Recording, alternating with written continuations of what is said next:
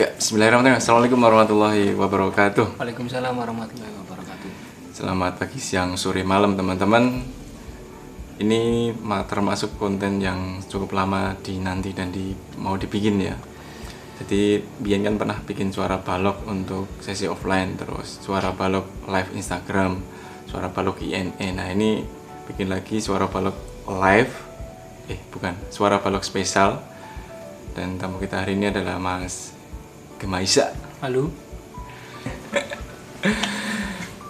Jadi bengi ini aku pengen ngobrol tentang kepemudaan Mas Isa. Yes. Terutama gimana baiknya jadi wong nom, terus piye carane ngelola energi muda kuwi. Nek cara Romai Rama ngomong darah muda, darahnya para remaja. Nah, cuman persoalannya adalah situasi ini sekarang kan orang bilangnya berubah, meskipun mungkin ada beberapa orang yang belum menyadari tentang perubahan ini. Yes. Baik terhadap tata kelola kehidupan, sosial, masyarakat dan semuanya, bahkan yang pendidikan pun sangat berubah. Nah kita bicara dulu, di flashback dulu ke beberapa pengalaman Mas Isa dulu. Jadi kalau yang belum tahu, Mas Isa ini vokalis band Solo Ensis, sing pernah nonton konser neng Solo Colomadu. Bisa pernah ya Mas? Sing neng Colomadu kan? Ya, Colomadu beberapa kali. Nah, aku kudu ngerti. Nah, nek carane Mas Isa waktu nom-nomane dhisik, gimana cara ngelola energi ini? Terus digawak nanti energiku. Ya. Kalau soal pengelolaan energi gini sih awalannya ini pengalaman pribadi kan ya Mas. Awalnya aku menemukan diriku terbiasa di ranah musik. Karena di rumah iku yo ibu bisik juga sinden, terus bapak ki sering gitaran nyanyi lagune Epit ngono kayak Beatles. Dari situ ada pola kebiasaan kan.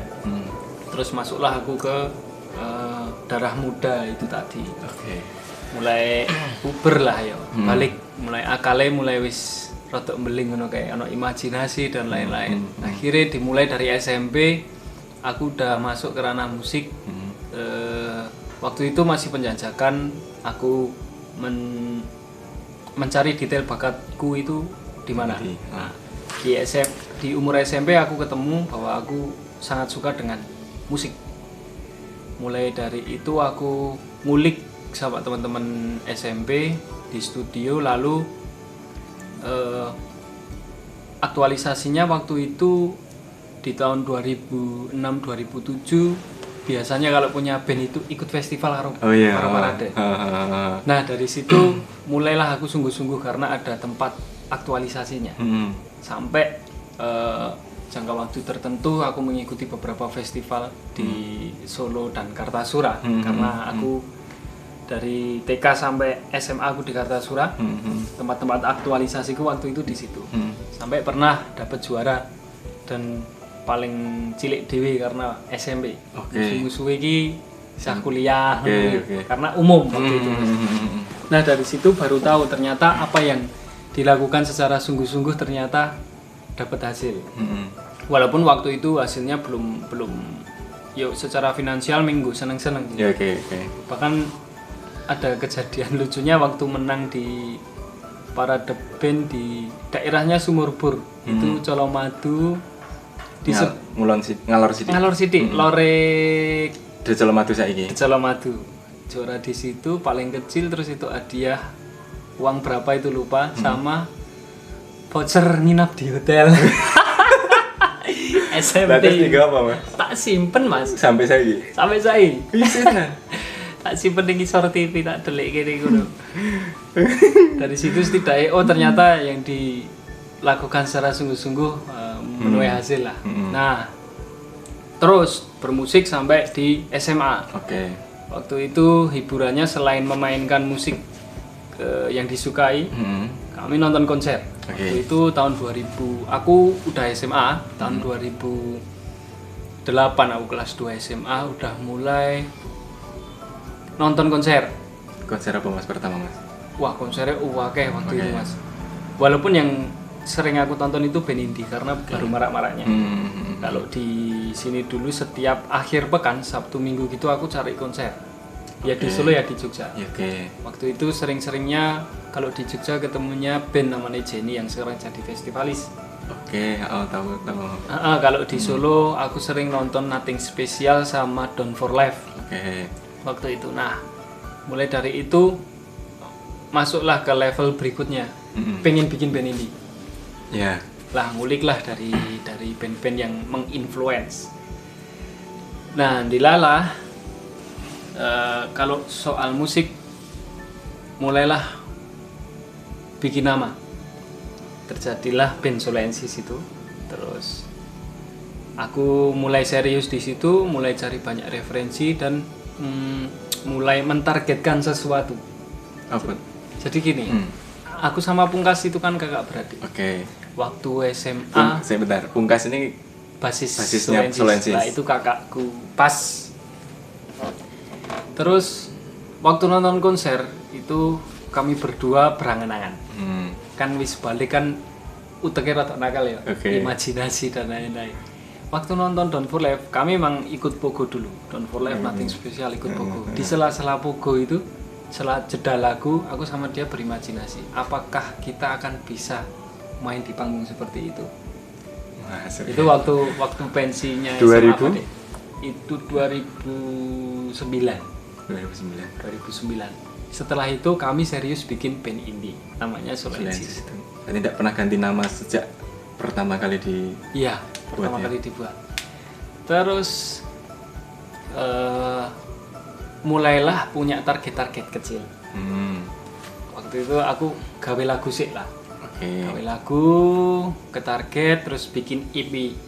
Waktu itu cuma 3 lagu. Tapi kudu tak datekke sik didokumentasi. Sampai sekarang masih itu.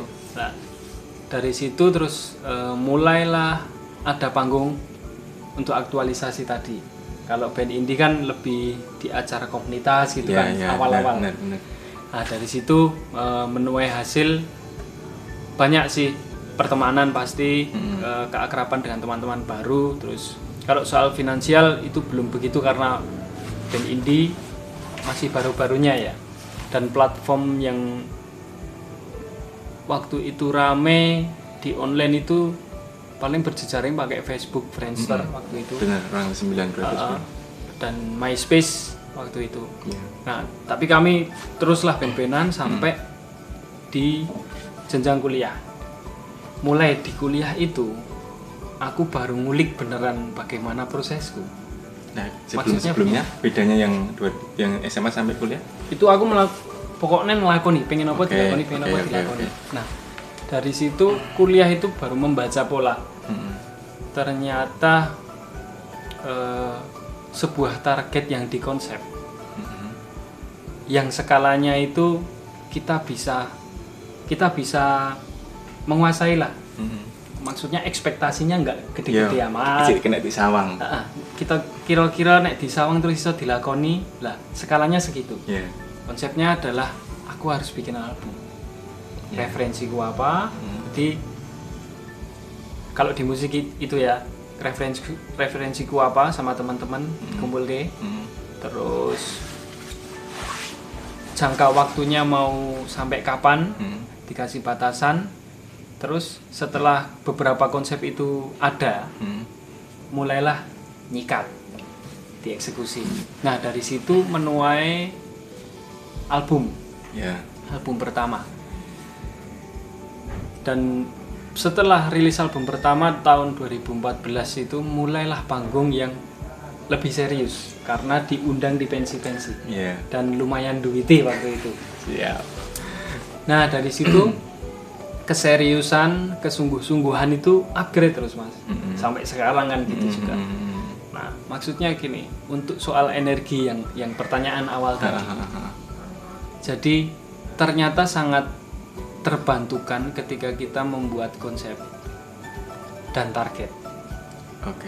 Tapi targetnya paling aman adalah ekspektasi yang bisa kita terukur ya mas. Terukur lah, pokoknya terukur, kasihlah waktu. Apalagi sekarang informasi udah banyak banget. Jadi ketok iki gak iso nek ra nganggo konsep koyo ngono ki mau. Malah kudune saiki semakin di konsep ngono ya. Iya, karena semacam mungkin nama universalnya lebih umum. Kalau umumnya ya target-target kuwi mau, mungkin sing luwih detail riyadhah ya. Dadi awak dhewe gawe konsep, dicatet, di breakdown perkarane apa wae, variabel apa, dikei target waktu, disikat. Harian nih katanya. Harian. Jadi harus membentuk pola harian. Kalau enggak emang kesusahan. Nah, dengan konsep kayak gitu, itu enggak kemungkinan lagi ya. Kalau di masa sekarang itu sangat bagus sih. Karena apa? Nek gak di konsep, dengan adanya banjir informasi kita udah buyar lah, blur kabeh. Iya. Nek gak enek konsep. Iya, benar. Nah, akhirnya dengan konsep itu kita bisa mengkontekstualkan sesuatu. Jadi lebih pembelajaran yang kontekstual lah gampangane. Jadi sing dibutuhke apa ya kuwi tok sing disinau, ya kuwi tok sing didalemi. Akhirnya terus luwih fokus ya. Luwih fokus betul. Karena kalau nggak ada konsep pasti akan melebar-lebar kemana-mana. Nah, udah ketemu kan polanya dan caranya. Akhirnya jadi album, bisa main, terus upgrade setelah kita melakukan konsep-konsep itu adalah menjalin jejaring. Sampai Solensis yang sekarang. Yang sebelum pandemi wae. Soalnya rekor paling nyenengke adalah sebelum pandemi nek musik dulu. Karena di pandemi musik wis mati suri lah yo. Mbuh ripeneh kapan. Dari situ udah dapat kuncinya nih. Ketika kita menyukai sesuatu, berbakat di situ, kita punya konsepnya, kita menargetkan sesuatu dengan ekspektasi yang bisa dicapai. Kuncinya kuwi mau. Udah dapat kuncinya, jenenge cah enom, isih bujang, waktune isih longgar, mulailah kenakalan pikiran itu keluar terus. Itu kalau disadari sebenarnya kreativitas menurutku. Jadi iso ngakali apa wae. Nah, salah beberapa sih yang aku lakukan menjadi sesuatu karya itu kalau di luar musik, batik terutama. Efek kenakalan pikiran iku mau sing gak iso tak kendalikan, tapi emang data di pikiran itu chaos. Kayaknya seperti itu ya, udah alamiah itu chaos, pasti chaos lah. Kita diuji untuk bagaimana menciptakan chaos itu jadi order gitu kan. Nah, wis itu kuncine akhirnya mengelola chaos itu tadi. Musik wis mlaku Mas, wis enek time, wis iso kerja bareng. Otomatis aku punya waktu luang untuk ngerjain sesuatu yang lain. Waktu itu di-trigger sama pacar. Ya, yang sekarang udah jadi istri. Aku ngerti kok. Waktu itu punya pacar, tapi pacarku gak ngekang sama sekali. Selama itu hal kreativitas dan bisa kedepannya kira-kira bisa menjadi hal baik, entah manfaat, entah menjadi tambahan finansial, gak masalah. Jadi nek golek pasangan ya ojo sing rewel-rewel, soalnya repot banget. Tenan ki jol ki wae. Soalnya nek rewel wis tinggal wae berkarya sik sampai didit lagi golek bojo. Nah, dari situ karena aku diizini pacarku untuk mengeksplor masa mudaku, ya wis tak sikat pisan. Sembari aku membantu waktu itu pacarku emang kuliahnya di seni juga, di batik. Terus mulailah aku ono waktu luang liyane ben-benan aku yang-yangan. Bilalah yang-yangan ning seni juga. Ya wis aku sinau batik. Waktu itu aku sampai ikut KKN pacarku. KKN DE kuliah ning isi, aku UNS. Tak kali lah pokoknya gampangane aku nganggo alma mater isi, melu KKN ning Bluro, melu nggawe workshop ning desa. Nah, waktu-waktu itu aku pakai belajar sekalian tentang batik. Batik sama kono sinaune. Ya, terutama paling banyak malah dari pas pacaran. Dari situ waktu di luar ben-benan tak buat untuk ngulik batik sampai pacarku selesai di perkuliahannya. Maksudnya di TA itu sampai selesai aku menemani dan membuat karya bersama. sampailah jadi brand lagi, Maus Batik namanya. Maus Batik, batik tulis yang aku kerjakan aku sama pacarku. Dan alhamdulillah sampai waktu pandemi itu duiti juga sampai sekarang. Kalau sekarang ya rodok-rodok beda lah. Pokoknya pandemi ini rodok pengecualian. Ya, oke. Ngomongannya rodok ya. Dibatasi sebelum pandemi ya. Sebelum pandemi. Oke, Mas. Lanjut ya. Nah, dari situ polanya sama persis. Ketika kita punya pengetahuan, punya informasinya, bikinlah target-target yang ekspektasinya bisa kita capai. Lah, dilalah waktu itu kan pacarku ada TA. Kita punya target nih. Bulan ini, tahun ini harus lulus ngerjain TA. Konsepnya udah ada, breakdown dan variabelnya udah komplit. Eksekusi lah aku sama dia sampai jadi sebuah karya batik tulis yang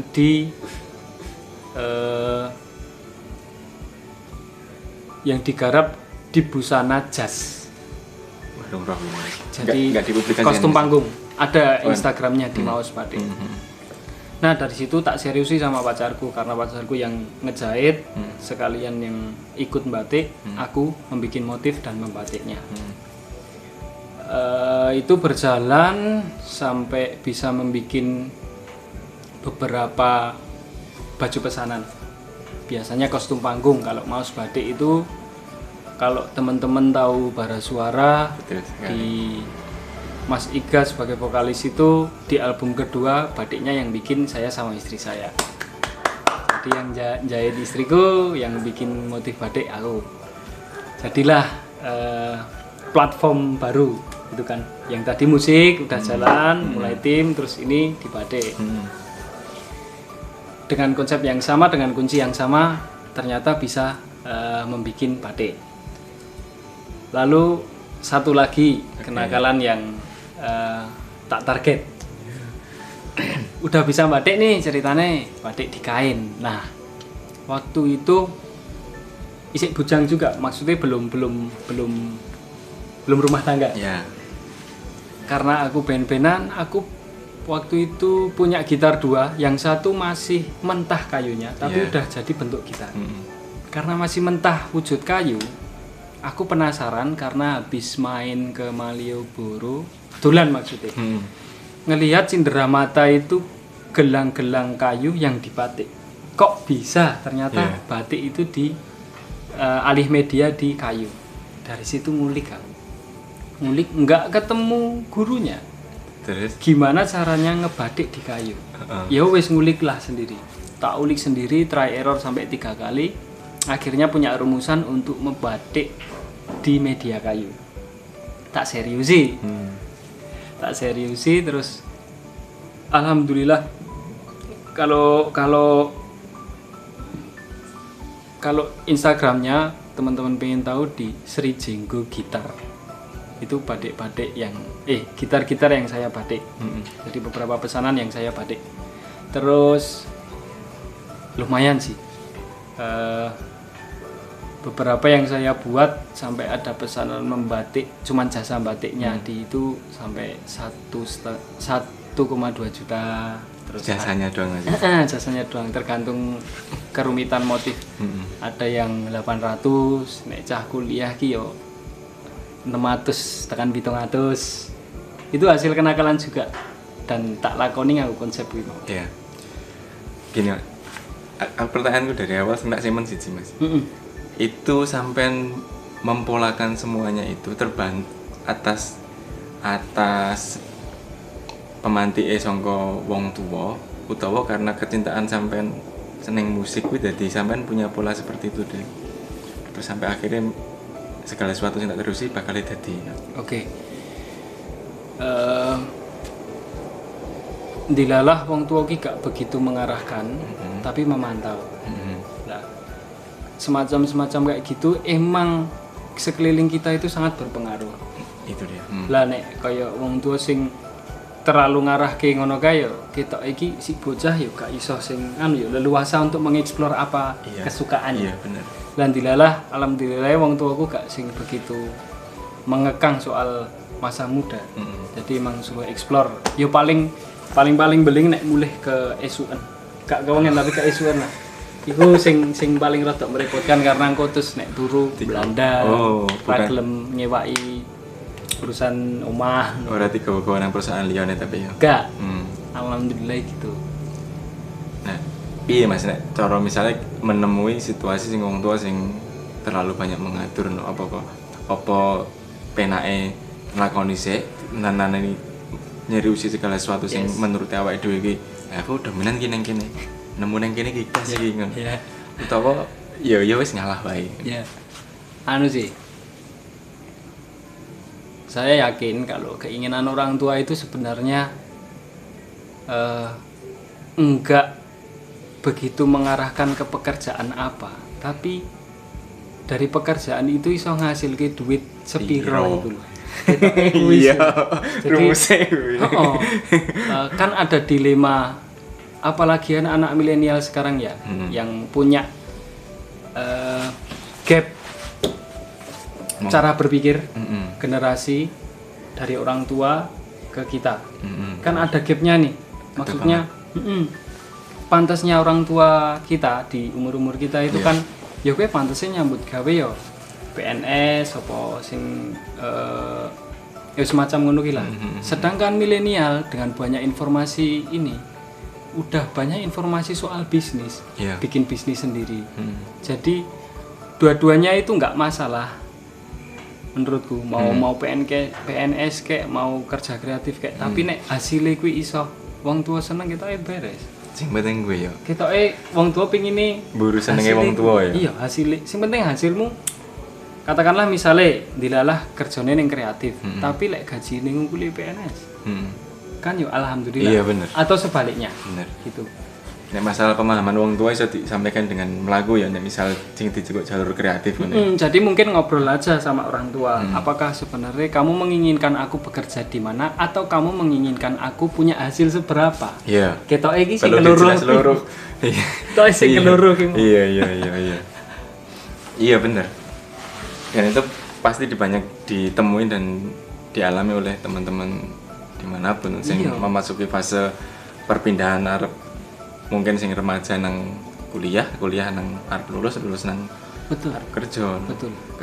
Kecuali mungkin sing wong tuane wis terbuka dalam artian apapun jenis pekerjaannya, apapun jenis pilihan aktivitas anaknya, mau itu kreatif, mau itu neng pemerintahan atau apapun lah.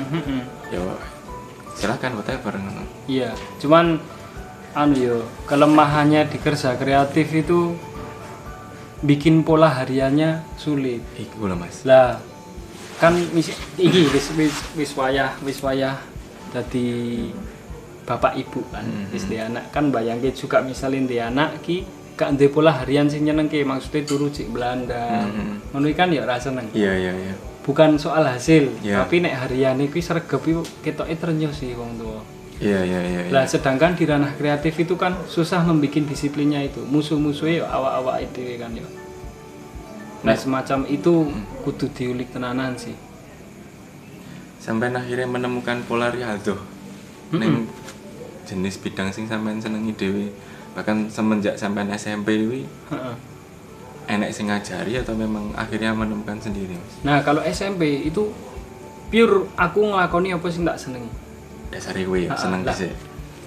Aku sadar ternyata aku melakukan pola itu ketika aku kuliah. Oh, rada suwe ya. Rada suwe, Mas. Lumayan suwe rame rada. Karena SMP, SMA, ya wis seneng wae ngelakoni apa. Masih banyak kesempatan untuk salah lah. Iya.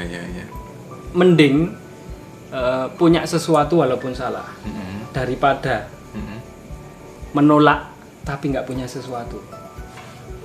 Jadi mending neliti sik wae. Neliti sik perkara salah bener keri. Iya. Sing penting enek sesuatu sik perkara salah sesuk disinaoni sing bener. Dan salah itu menurut awake dhewe apa menurut luar awake dhewe, Mas? Salah ya memang. Itu ketemunya proses juga sih, Mas. Kayak awak dhewe ngupload foto atau dokumentasi apapun di Facebook lah, tonton beberapa tahun pas di ngupload kan seneng Mas, tapi ditonton setelah 5 tahun berikutnya izin kan. Iya benar. Tapi kan gak masalah sih, penting terdokumentasi. Iya. kita punya sesuatu daripada menolak tapi nggak punya sesuatu apapun. Dan pola-pola itu sampai minggu sampai saiki ya? Ya, sampai sekarang. Walaupun emang sih di masa pandemi ini masa transisi di mana cara kerja yang agak analog dipindah ke digital. Aneh ya Mas menurutmu? Ya karena masa perpindahan itu selalu aneh. Kayak nek alam misalnya seko sore ning surup meh peteng. Aneh juga to. Hawane yo aneh. Medeni malah. Rotok-rotok wi. Kecuali nek sunrise yo seger. Bar leren enek perpindahan. Nek iki oke hawa surupe sih ya. Apa berarti judulnya sarap sunrise ya? Dikit ejek suwe. Kita iki perpindahannya duduk sunrise tapi sunset. Iya kan nek surup kan kudune maksimal hitungan waktu kan 12 jam nek surup. Bahkan hitungan jam 2 jam lah surup nang bengi nang esuk kan 10 jam. Bar kuwi fajar nang esuk kan 2 jam ki mau. Apa hawa-hawane iki akan semono kuwi apa iki cek memasuki fase-fase peteng-petenge wis bar surup apa cek arep surup. Asik kayane cek arep surup. Baru maghrib berarti. Tapi masih relate menurutku cara-cara yang riadoh itu tadi. Karena di teleriadoh itu sampai kita bisa meneliti kecenderungannya kita itu loh. Sing bener-bener ngene. Katakanlah ngene, awak dhewe gak kulino adus esuk misal. Riadoh sing cilik-cilik misal. Gak kulino adus esuk. Terus mencoba untuk riadoh. Oke, seminggu tak jajal aku tangi turu esuk langsung adus. Tangine entah subuh entah bar subuh pokoknya esuk lah sih wayah esuk aku adus terus katakanlah tuku manuk kenari dinggo kesibukan esuk dilakoni seminggu yang sebelumnya itu nggak punya kebiasaan itu ketika ngelakoni seminggu aku yakin pasti seseorang menemukan sesuatu dari pola yang berbeda. Menarik banget aku yakin karena aku ngalami jadi tak konsep dewe nek kalau itu tadi sebenarnya pengalaman pribadiku sendiri untuk mentreatment aku bangun pagi dan harus mengerjakan sesuatu. Jadi aku sampai tuku manuk kenari jenenge kerja kreatif ya gak memungkiri mesti senengin ning wayah bengi karena ide dan lain-lain itu tibone bengi kan ya. Sok esuke belandang Mas. Lah aku mentreatment tuku kenari ben esuk aku adus tak jajal.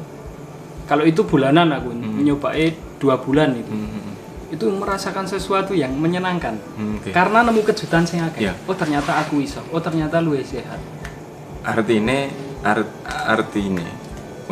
untuk kita pengen sesuatu nih Mas. Ora kudu langsung nglakoni hal sing diburu kuwi ya.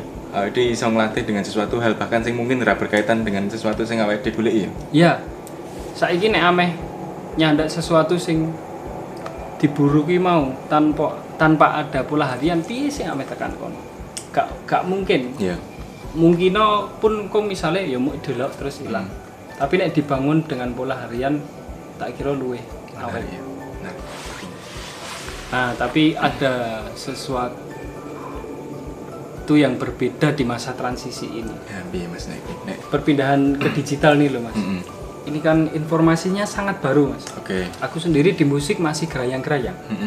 Walaupun pernah mengalami pola-pola yang aku sengaja tak konsep kayak riadoh nih. Tapi ning masa digital iki aku isih gerayang-gerayang. Ameh piye masih mengumpulkan informasi. Sebelum aku besok akan mengeksekusi. Ini masih masa-masa aku mengumpulkan informasi. Nek menurut sampean dhisik model riadoh dhisik iso tetep tinggo ning masa transisi iki apa ora? Malah masih relate. Cuman pengetahuannya sangat baru itu loh. Yang harus dipelajari tentang itu emplek-emplekane sing anune ya. Misal walaupun udah merambah ke situ juga ya kayak musik kayak perupa gitu udah mulai ngerambah ke digital. Misal kalau musik di platform digital banyak. Oke banget. Terus ini perupa juga baru in-innya namanya NFT art yang pakai currency digital. Yang di situ sangat menjanjikan sekali juga dari narasinya. Dan udah beberapa udah menghasilkan dari situ juga.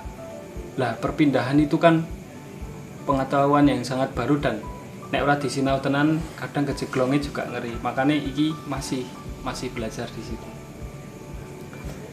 Nek cara mbiyen karo saiki berarti bedone adoh ya Mas ya. Soal banjir informasinya ya Mas. Nek ngelola energi ini tetap bodoh. Masih sama. Maksudnya waktu ijik 24 jam sih bodoh. Iso dimaksimalke. Cuman itu pengetahuannya sangat baru. Di ranah apapun saya kira ya. Ya ngono juga sih. Jadi nek posisine saiki ning desa, iki termasuk desa ora Mas? Termasuk Mas. Rada ngidul kono ya wis sawah, rada ngulon sawah juga. Nek perubahan sing paling signifikan ora Mas nek masalah nek wong desane sampean iki? Pasti soal ini sih, soal kumpul-kumpul. Wih, kerasa banget kalau itu. Nek menurut sampean ya wis ra apa-apa, ya memang awake dhewe perlu tetap ngumpul dengan skala yang lebih kecil. Tinggo njogo rasa kamanungsane awake dhewe iki lho.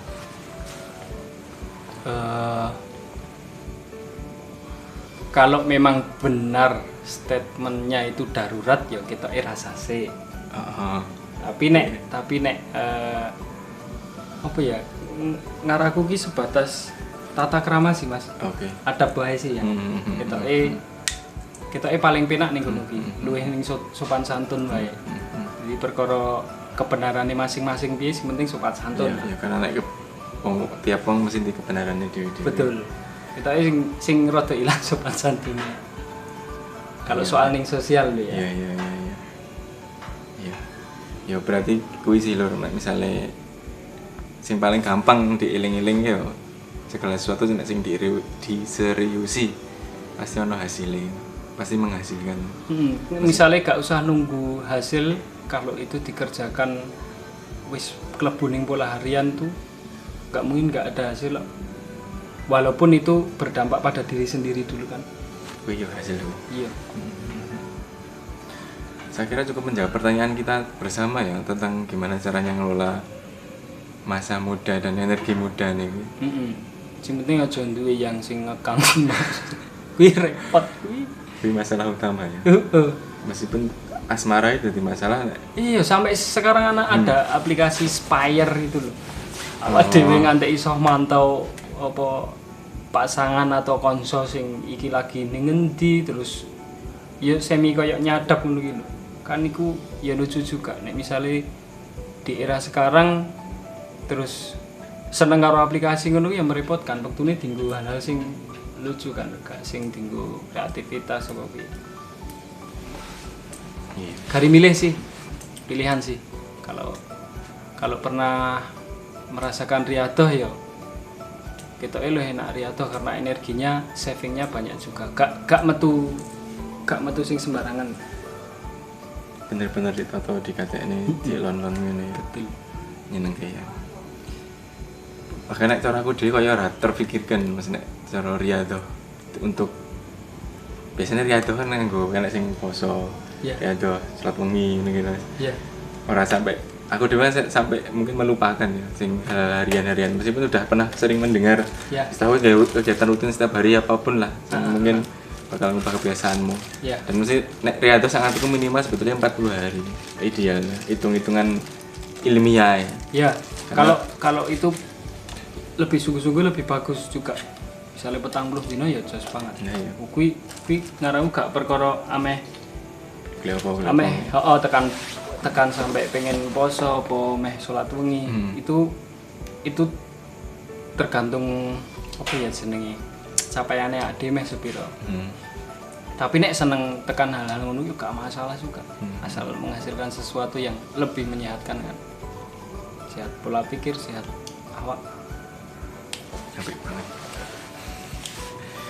Nanti sing soloensis terus badek, mawas badek, terus jinggo, gitar kuwi. Kabeh berdasarkan pola riadah ya Mas ya. Iya. Saya lakukan dengan cara itu. Semono wae lho. Yo nek misale engko sampean duwe cerita upaya apapun lah, dan aku nggak ngerti ya wong-wong saiki nek sing di luar kesenian ya Mas, nek aku rada nontonnya sampean iki rada beruntung meskipun tetap ono eksplorasi awake dhewe. Iya. Duwe keteh seni wi lho Mas. Iya. Karena punya punya lingkungan yang mendukung. Sebenarnya karena ada kalimat apapun itu tergantung niat. Maksudnya walaupun nggak ada genetik seni pun kalau dia niatnya bulat itu oke sing mencapai sih Mas. Karena aku ada temen sing nggak punya background seni sama sekali juga, tapi ning musik jos banget, ngungkul-ngungkuli liya-liyane. Itu kan soal niat itu tadi teman. Dan itu terbukti. Wong kondang juga sih goleki wae. Sinten? Latar belakangnya bukan bapak ibu orang musisi, tapi musiknya jos banget. Diulik aja. Iki dong kebayang di sini. Ora oleh sebut ya Mas. Gak oleh sebut. Digoleki wae. Pokoknya enek. Solo juga. Enggak di Jakarta sama. Jakarta. Iya. Nggih, saya rasa gitu Mas Isa. Nggih. Matur suwun sampun. Sami-sami. Meluangkan waktunya. Ampun Tuhan. Barangkali malah mungkin tak upload ning YouTube dhewe mungkin Mas. Boleh, monggo. Nggih. Ngoten.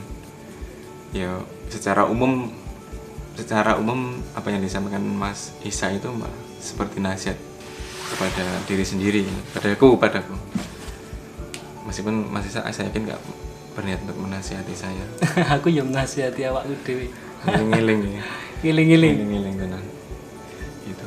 Dan semoga nanti nek ngomong dongane pandemi ya semoga lekas membaik nih Mas. Iya. Baik secara pengelolaan, secara segala sesuatunya lah, betul, semuanya lah. Betul. Terus masyarakat ya terus ndang iso adaptasi. Betul. Banyak hal lah yang banyak mempengaruhi pola pikir awake dhewe, kegiatan awake dhewe. Dan ini sebuah ya rezeki nek hari ini tuh bisa datang ke sini terus ditemenin sama alhamdulillah Mas Didi. Gitu mawon teman-teman, matur nuwun Mas Isa. Sami-sami Mas. Assalamualaikum warahmatullahi wabarakatuh. Waalaikumsalam warahmatullahi wabarakatuh.